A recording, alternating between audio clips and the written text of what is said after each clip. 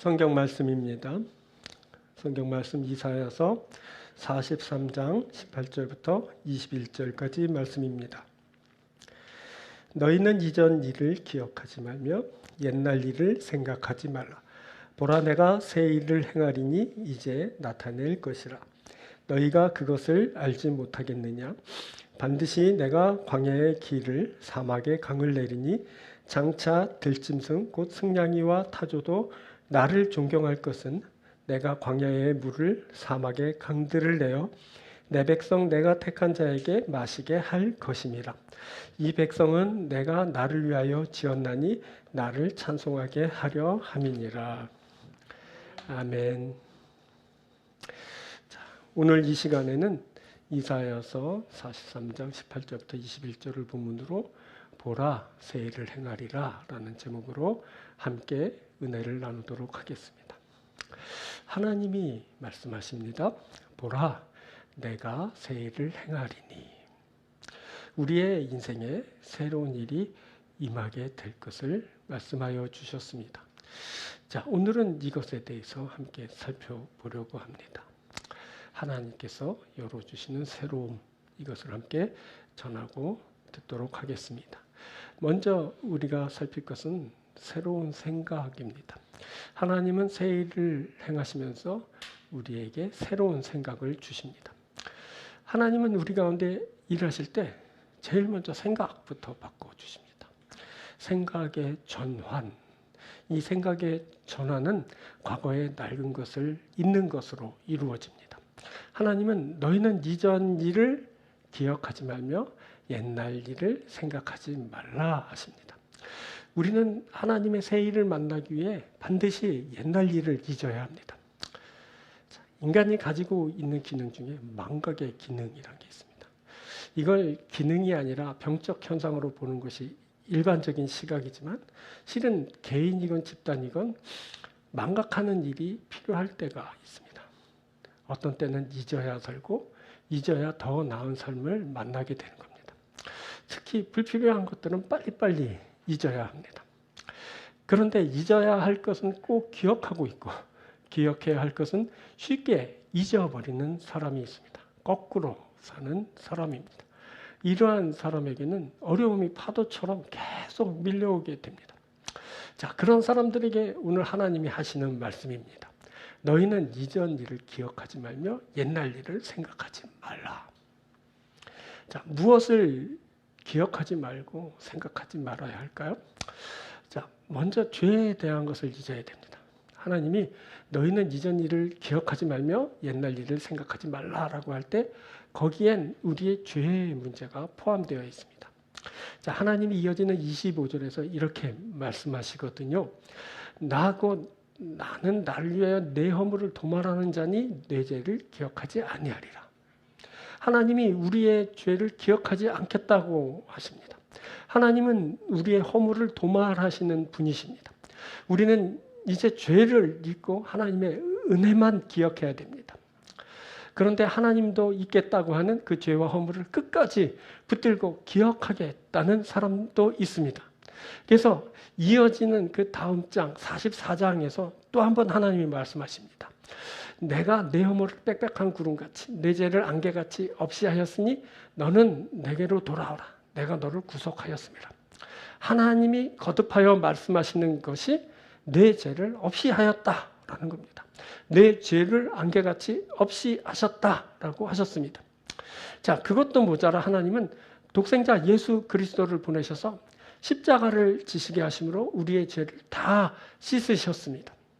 자, 베드로전서에서 말합니다. 너희가 알거니와 너희 조상이 물려준 헛된 행실에서 대속함을 받은 것은 은이나 은같이 없어질 것으로 된 것이 아니요 오직 흠없고 점 없는 어린 양 같은 그리스도의 보배로운 피로 된 것이라. 우리의 죄를 깨끗게 하신 보배로운 예수 그리스도의 피로 우리들의 죄가 사함을 받았습니다. 이 보배로운 예수 그리스도의 피의 능력을 우리가 믿어야 됩니다. 이번 새해에는 보혈의 능력을 믿고 새로움에 참여하는 우리 모두가 되어야 합니다. 죄를 다 잊고 죄를 말갛게 씻으시는 은혜를 잊고 온전히 죄를 떨치고 새로움을 만나는 여러분들이 되길 바랍니다. 그리고 과거의 수치를 잊어야 합니다. 너희는 이전 일을 기억하지 말며 옛날 일을 생각하지 말라라고 할 때 기억하지 말고 생각하지 말아야 할 것은 이전 일과 옛날 일입니다. 이는 지나간 과거의 일들을 잊으라라는 그런 말씀인데 이것은 우리의 기억과 연결된 문제입니다. 그리고 그 기억에는 과거의 수치가 주요 작용을 하고 있음을 알게 됩니다. 수치스러운 일은 쉬이 잊히질 않습니다. 자꾸 떠올려지고 그 기억은 사람을 한없이 고통스럽게 합니다. 자, 이스라엘에는 치욕스러운 과거가 있어 저들을 한없이 수치의 나락으로 빠뜨리곤 하였습니다. 이스라엘이 애굽의 영향을 받으면서 저들과 저들의 신을 섬기면서 자신들의 영광을 꾀하였으나 하나님은 이스라엘을 압제하던 그 애굽을 멸하시고 저들이 포로가 되어 끌려갈 때 저들의 젊은 자나 늙은 자 막론하고 벗은 몸으로 볼기와 그 성기까지 드러내 보이게 하면서 저들의 수치를 보이게 하실 것인데 그날에는 애굽의 영광이 수치로 변하게 될 것이고 그것을 의지하고 자랑하던 그 유다 사람들에겐 두려움과 부끄러움이 이제 임하게 될 것입니다. 그것을 이사야서 20장 4절부터 이렇게 말씀합니다. 이와 같이 애굽의 포로와 구스에 사로잡힌 자가 아수르 왕에게 끌려갈 때 젊은 자나 늙은 자가 다 벗은 몸과 벗은 발로 볼기까지 드러내어 애굽의 수치를 보이리니 그들이 바라던 구스와 자랑하던 애굽으로 말미암아 그들이 놀라고 부끄러워할 것이라. 이것이 이스라엘에게 수치스러운 일이 되었습니다. 이들은 강대국의 빌부터 그것이 주는 유익을 누리고 그것을 자신의 자랑으로 삼았었습니다.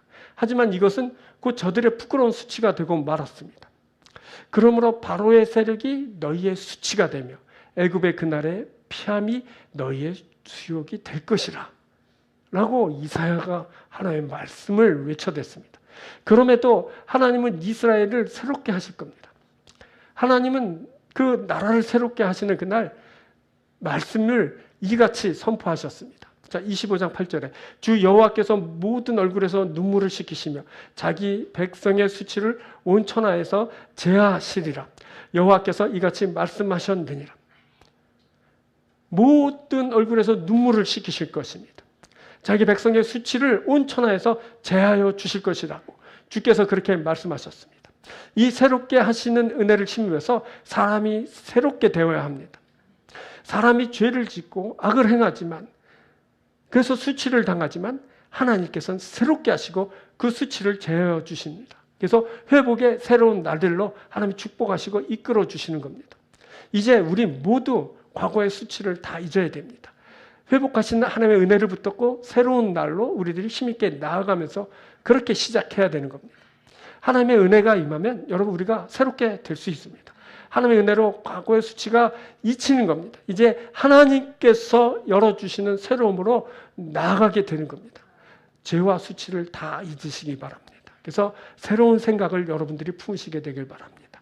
하나님께서 주시는 새로운 생각으로 가득해서 새로운 비전을 안고 힘있게 주와 함께 나가서 새 날에 복된 날을 만나는 그런 여러분들이 되기 축원드립니다. 자, 두 번째 새로운 능력입니다. 하나님은 새로운 생각뿐 아니라 새로운 능력을 주십니다. 주께서 새 일을 행하시고 그것이 이제 나타나게 될 겁니다. 주님이 이 말씀을 하시면서 보라 내가 새 일을 행하리니 이제 나타낼 것이라. 반드시 내가 광야에 길을 사막에 강을 내리니 라고 말씀하셨습니다. 그런데 주님이 이 일을 하시겠다고 하는 광야나 사막 일단 우리와 무관해 보입니다. 우리가 광야나 사막 같은 곳에 살지 않지 않습니까? 그곳에 뭐 볼 일도 없을 것입니다.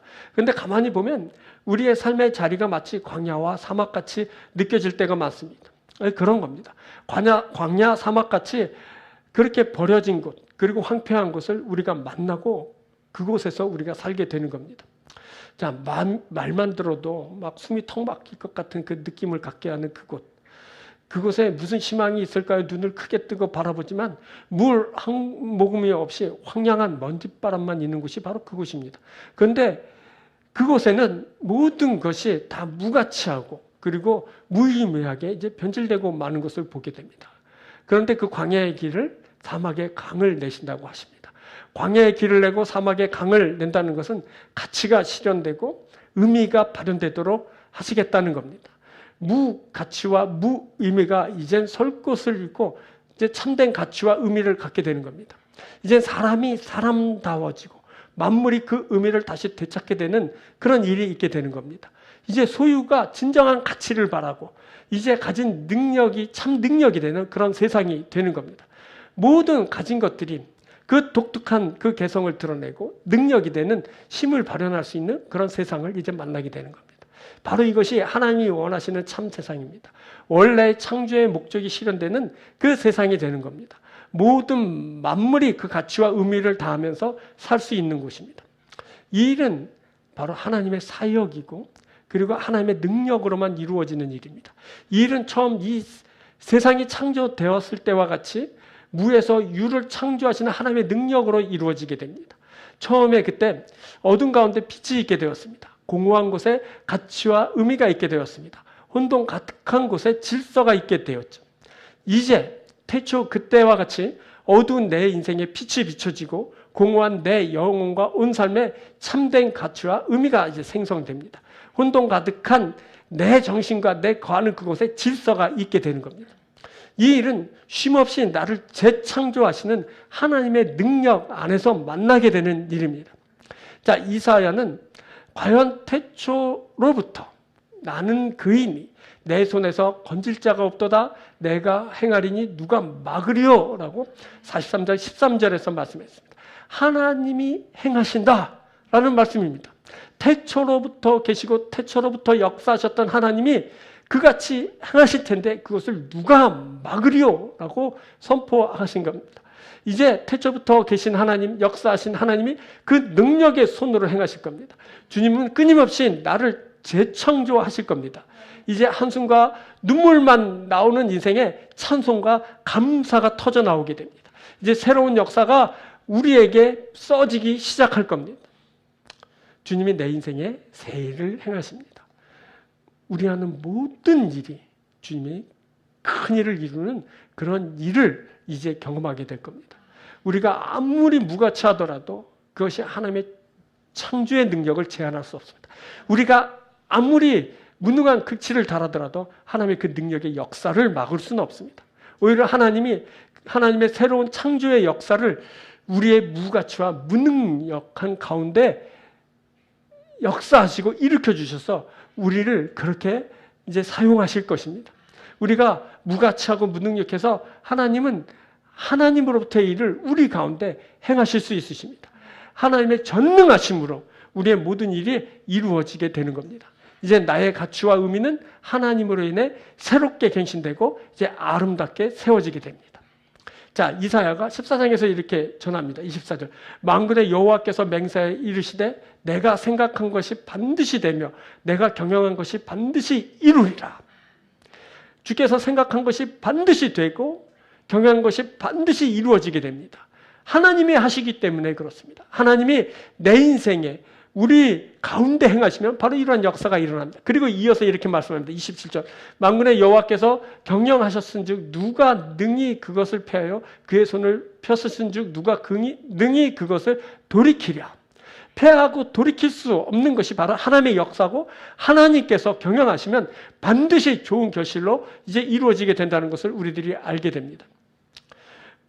우리의 삶이 광야와 같이 사막과 같이 그렇게 황폐하고 볼일 없는 것일지라도 하나님은 우리의 삶에 길을 내시고 물이 흐르게 하실 겁니다. 바로 하나님의 역사이고 하나님의 새 일입니다. 사랑하는 여러분, 새해에는 꼭 이것을 만나고 누리시는 여러분들 되길 주의 이름으로 축원드립니다. 세 번째는 새로운 목적입니다. 새로운 목적을 주십니다. 거룩한 목표가 이제 생성되는 겁니다. 하나님이 새로운 목적으로 이끌어 주십니다. 이제 하나님의 인도함을 받는 이에게 새로운 거룩한 목표가 생성됩니다.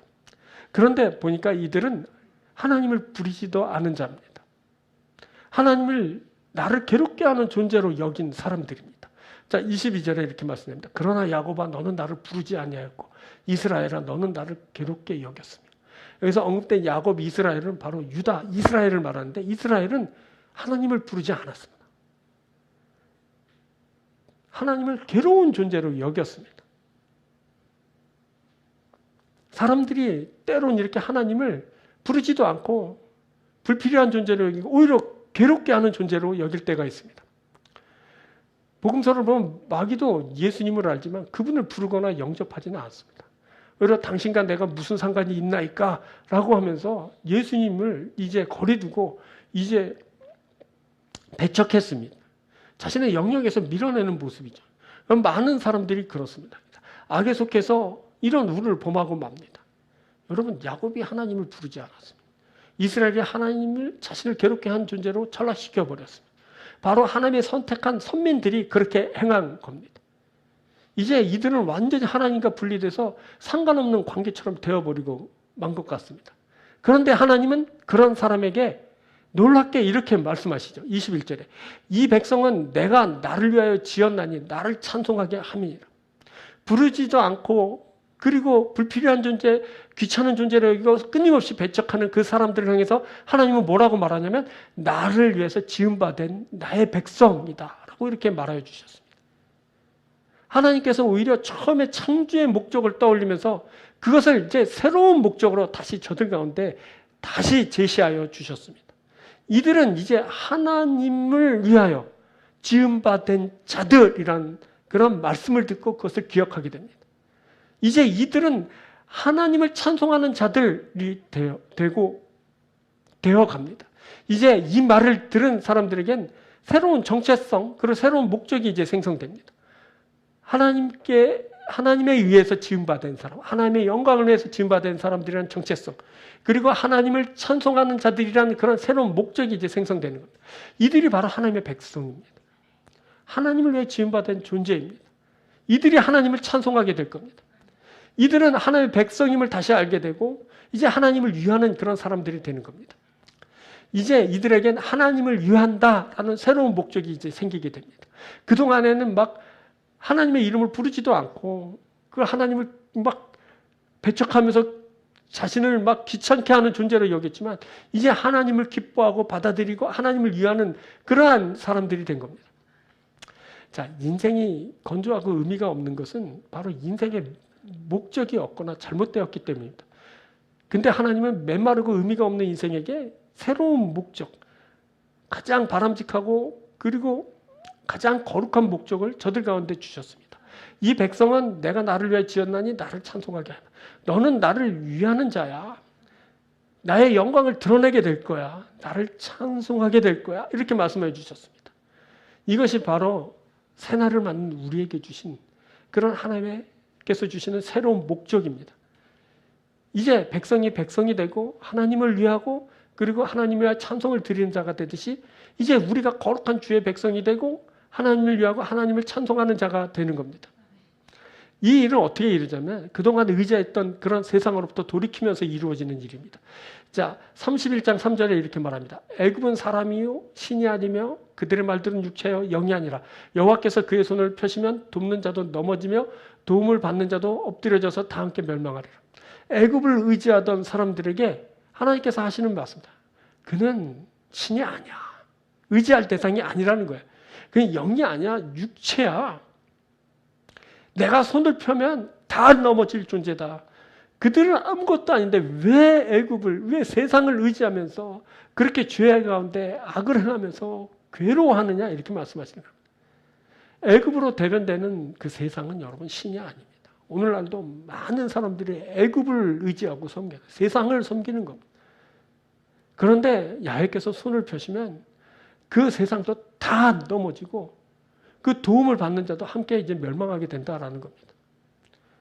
자, 또 이것은 그동안 의지했던 우상을 던져버리고 거역하던 하나님께로 돌아오면서 이루어지는 일입니다. 자, 31장 6절에 이렇게 말합니다. 이스라엘 자손들아 너희는 심히 거역하던 자에게서 돌아오라. 너희가 자기 손으로 만들어 범죄한 은우상, 금우상을 그날에는 각 사람이 던져버릴 것이며. 여러분, 의지하던 그 우상을 다 던져버려요. 거역하던 자, 이게 뭐냐면 하나님을 거역했는데 이제 하나님께로 돌아와야 되는 겁니다. 손으로 만든 은으로 만든 금으로 만든 그 모든 우상을 다 던져버려야 되는 겁니다. 그럴 때 이제 이들이 하나님의 백성이 되고 하나님을 위하는 자가 될 수 있는 겁니다. 우리가 지금 하나님의 백성이다라는 하나님으로부터의 그런 말씀을 듣습니다. 그리고 우리가 하나님을 위하는 자다라는 그런 우리가 하나님이 주신 거룩한 목적, 그것도 우리들이 발견했습니다. 이제 우리는 하나님을 위해서 지음받은 존재라는 것을 다시 한번 깨닫고 이제 하나님을 위하는 그 목적을 갖는 사람들이 되어야 합니다. 하나님을 위하여 찬송하며 하나님을 영화롭게 하는 귀한 삶을 우리들이 살아야 됩니다. 그럴 때 지금까지 막 물 없는 사막과도 같은 삶이 그 막 이젠 물된 동산같이 돼서 이제 푸게 되고 풍성하게 되는 역사를 만나게 될 겁니다. 이제 지금까지는 생명 없는 그 죽음으로 치닫는 삶을 살았다면 이제 생명으로 가득한 그런 삶을 살게 되는 겁니다. 우리는 모두가 다 하나님을 위하여 지음받은 사람들입니다. 우리는 하나님을 위하는 존재로 지음받았습니다. 이제 하나님을 찬송하는 그 목적으로 우리들이 나아가야 되는 겁니다. 우리는 주를 위하여 지음받은 존재들이니 이제 주를 위하여 사는 그런 거룩한 주의 백성이 되어야 됩니다. 이 거룩하고 새로운 목적이 우리 가운데 있게 된다면 우리들에게 반드시 회복이 있고 놀라운 부흥의 역사가 있게 될 줄 믿습니다. 하나님은 우리의 노래를 기뻐하십니다. 하나님을 찬송하는 그 찬송 소리를 기대하고 계십니다. 우리가 하나님을 진심으로 찬양하고 영광을 돌린다면 하나님은 기뻐하시고 우리에게 복된 인생으로 축복해 주실 겁니다. 여러분, 한 사람의 가치는 그가 무엇을 위해 사느냐가 결정합니다. 우리의 삶이 하나님의 영광을 위한다는 목적으로 바뀌게 되면 하나님의 것으로 이제 충만하게 될 겁니다. 자, 이사야서 43장 21절에 이렇게 말합니다. 이 백성은 내가 나를 위하여 지었나니 나를 찬송하게 하려 함이니라. 여러분, 이 일이 여러분들의 목적이 되길 바랍니다. 이 일이 여러분에게 이루어지게 되길 바랍니다. 거하는 삶의 자리마다 하나님의 영광을 위하는 그 목적으로 살아서 하나님과 그 영광을 드러내는 여러분들이 되길 주의 이름으로 축원드립니다. 자, 말씀 맺겠습니다. 첫 번째, 새로운 생각을 하나님께서 주십니다. 새롭게 하시는 주님이 주시는 생각을 갖게 되길 바랍니다. 새로운 능력으로 함께 하십니다. 주의 손으로 붙들어 주시고 역사해 주실 겁니다. 우리가 주의 능력을 만나게 될 겁니다. 또 새로운 목적을 우리들이 하나님께서 주실 때 만나게 됩니다. 하나님을 위하고 영광을 드리는 귀한 목적을 여러분들을 만나서 그 목적대로 살아가는 귀한 새날 되길 주의로 축원드립니다. 새로운 생각, 새로운 능력, 새로운 목적이 우리와 함께 할 줄 믿습니다. 우리 다 함께 기도하겠습니다.